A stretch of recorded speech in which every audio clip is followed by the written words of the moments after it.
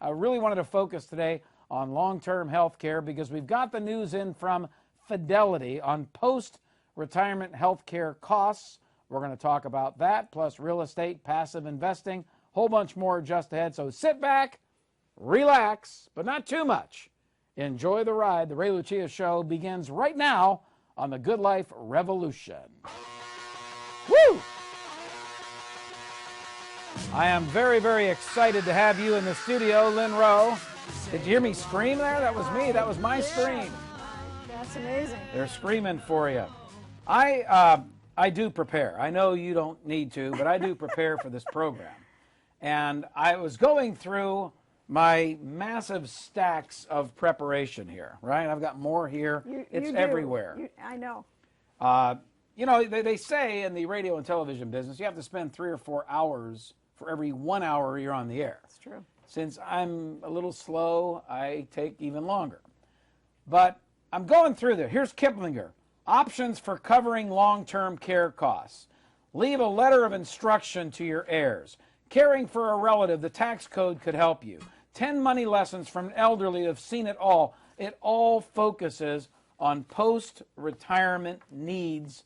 It's so crucial, it's so critical, yet so many people basically ignore it. Yep. They need your help.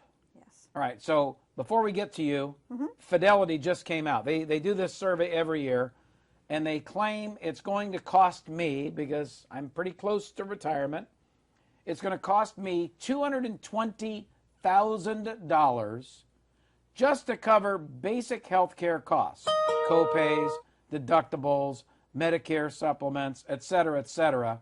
220 grand. I've got to set aside $220,000 of my hard-earned cash just to cover post-retirement health care costs. And then in parentheses, they say, and that doesn't include long-term care. Right.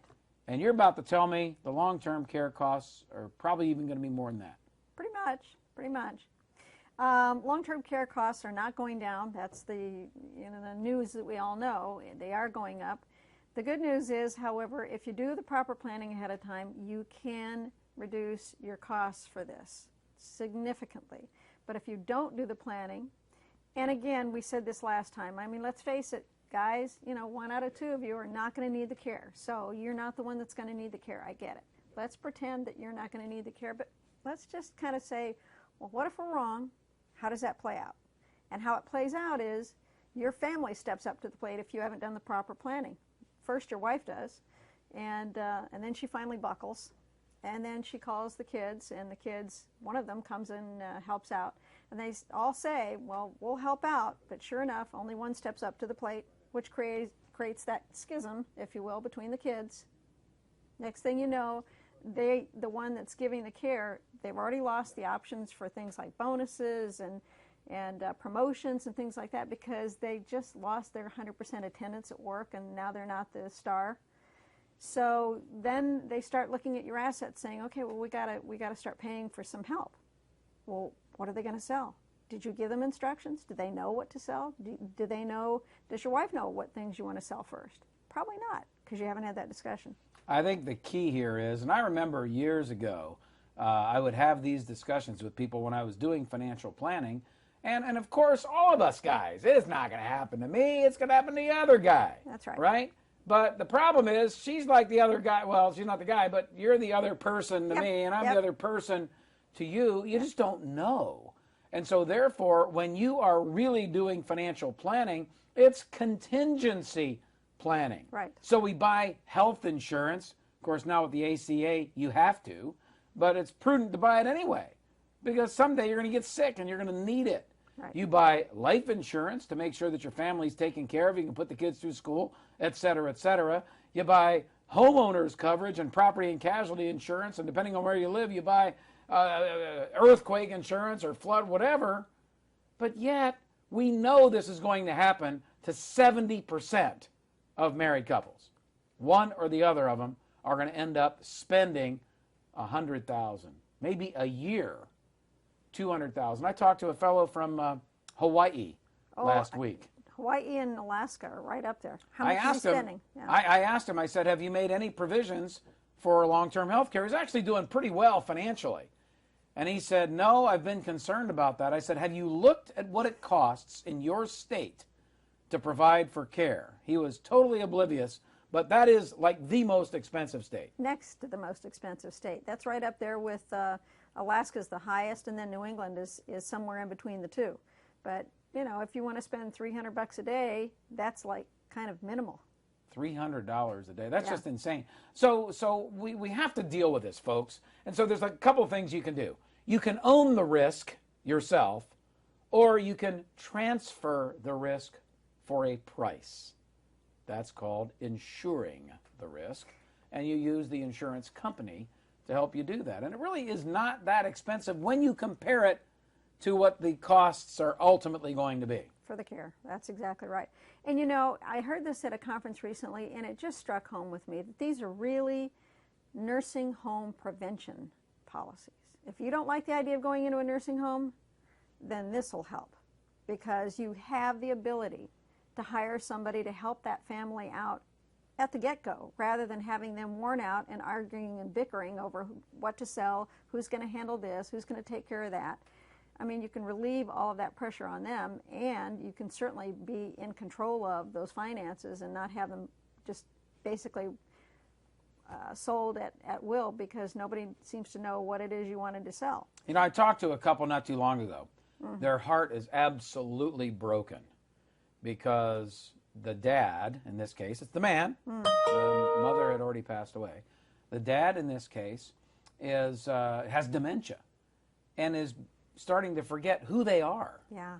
And caring for somebody that's your parent and they don't even know who you are, it is absolutely devastating. Yeah. And sometimes you need at least a respite, a tiny respite from that, and having some extra funds to do it. I mean, I don't know how more to emphasize how critically important this is in a financial plan, yet most financial advisors, they ignore this stuff because they want to get to the juicy stuff, the stuff that makes them the real money, managing the money and moving the money around and selling the policies, other policies and stuff like that. You know what they tell me? I talk to financial advisors all the time because you talked me into doing that. And so I talk to these financial advisors about this very topic, and they say to me, I hate it. I don't want to deal with it. Well, that was me. Yeah. That was me. I don't want to deal with it. That was, first of all, you got to learn all this stuff. Activities of daily living this and activities of daily living that. It's just, it's a lot of stuff. Definitions of policies. Yeah, and then you've got qualifying states and all this other stuff. I'd much rather give it to you. Let you focus on it. Because I think that's one of the reasons why you took your broad financial planning practice as a CFP, because you did all the same stuff. We grew up in this business together. Exactly. And you said, you know what?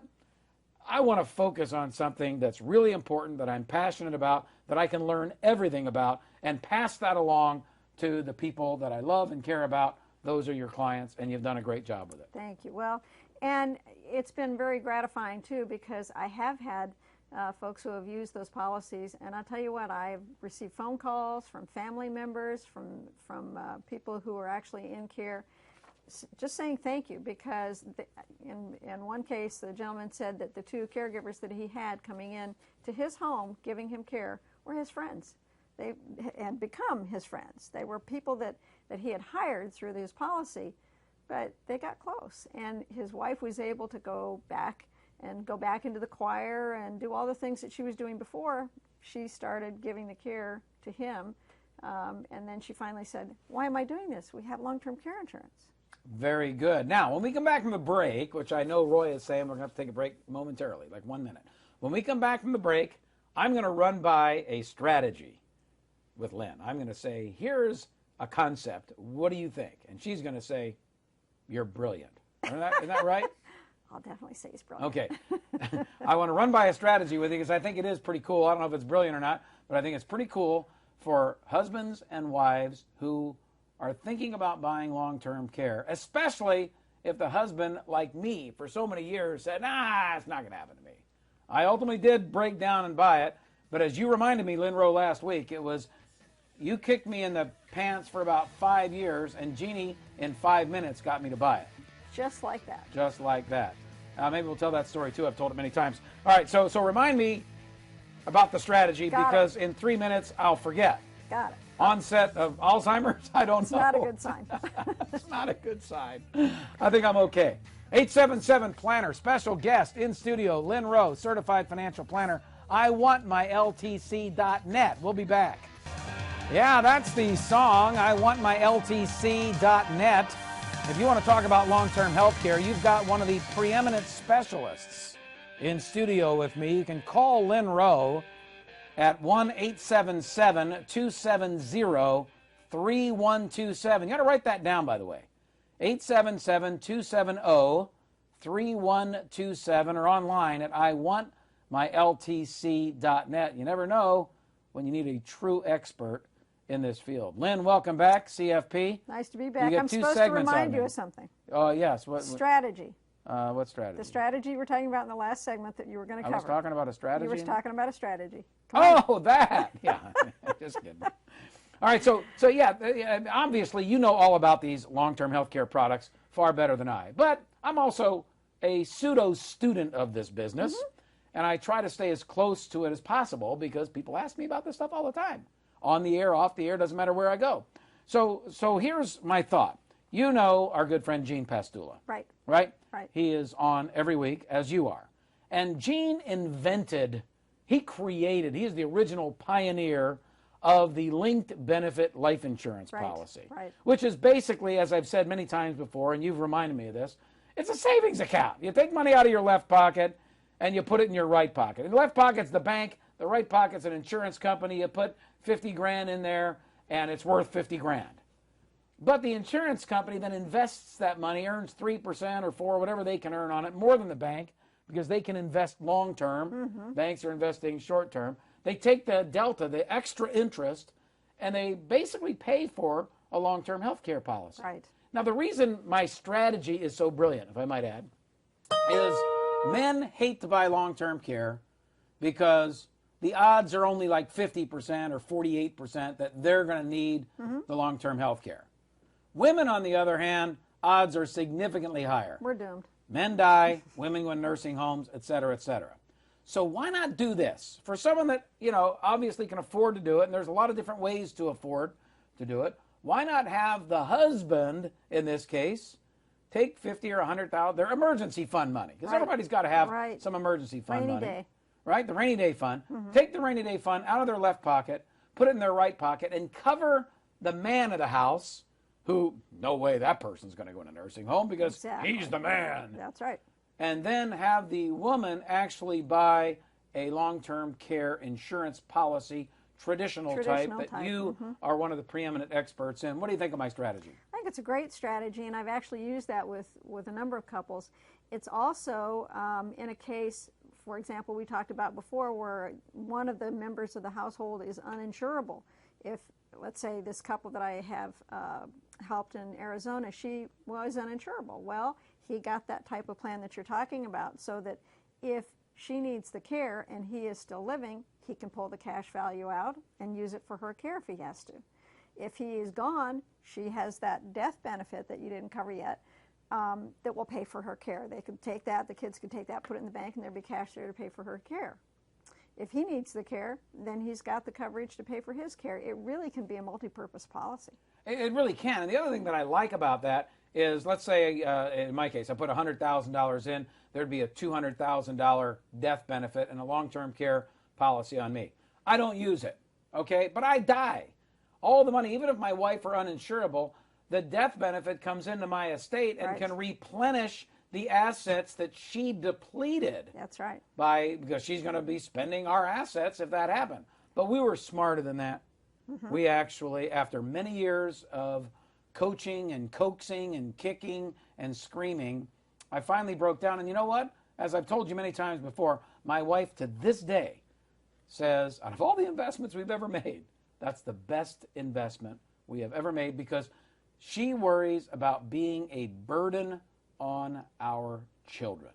No one wants to do that, and I've seen it happen more times than I care to admit.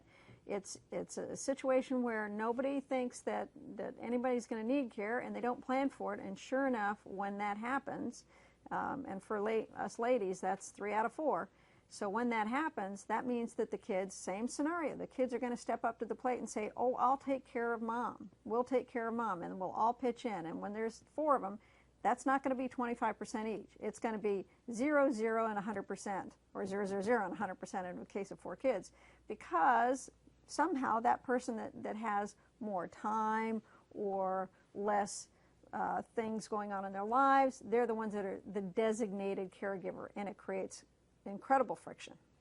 Let me give you an example of the numbers, folks. The average stay between man and wife, probably somewhere, husband and wife, man and wife, me, Tarzan. Oh, sorry.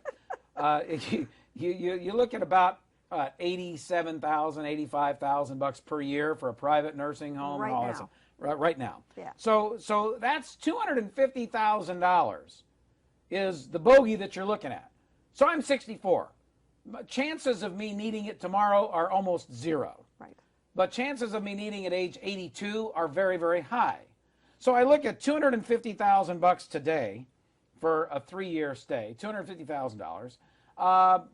Care costs are going up, what, 4%? 4%. 4%, 18 years from now, I'll need $506,000 to do the same thing. 506 grand, and that's just uno. And consider your healthcare needs that Fidelity pointed out was how much? $220,000. So grow that. On top of that. Yeah. So that's over and above what when you do the math and you say, we're going to have enough to live on, we're going to be fine, we're going to take our 4% distribution, we'll be fine. Well, if you need another $1 million for any kind of health care, all of a sudden you're not so fine, and you're going to be depleting that capital. And when you deplete that capital, that's when your wife's sitting there saying, oh my gosh, what am I going to do? Now, we just talked about a way to replenish the capital. There are these life insurance policies that have Exactly. long-term care riders and all that stuff. Can you talk immensely. about those? Yes, that's immense. Well, what it is, it's a hybrid between the long-term care, the traditional long-term care, and a life insurance policy. It's all kind of one little package. And you use a single premium, you put that premium in, and you're done. You're done paying for it. But that policy is sitting there waiting to pay for your care if you need it. But if you don't need it, you get hit by the proverbial Mack truck, or you go in your sleep, hopefully, then that life insurance kicks in and pays the family not only back for what you put in, but generally speaking, depending on your age, it can be as much as 2 to 3 times as much. Yeah, so the income tax-free, by the way. It is tax-free. So the takeaway here is quite simply, if you don't want to, in my particular example, $250,000, there's 2 of us, that's 500 grand. So if I'm going to self-insure, I need to take $500,000 out of my portfolio today. Right. And invest it at 4% to keep pace with that, to cover the cost of long-term care, and hope that neither one of us need it, knowing that there's a 75% chance that one will. And why not self-insure by taking $100,000 of the portfolio and setting it aside in something like this? It's a lot cheaper way to self-insure. A lot cheaper way to self-insure. So here's the takeaway.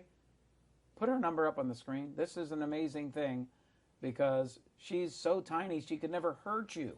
She's not strong enough to twist your arm. It didn't work with him. It didn't work, no. Even the kicking, I couldn't even feel it. I said, come on, kick me harder. Oh. Lynn Rowe, certified financial planner. Call her today, 877-270-3127. That's 877-270-3127. Or contact her online. It's pretty simple. IWantMyLTC.net. IWantMyLTC.net. You're the best, Lynn. Talk to you next week.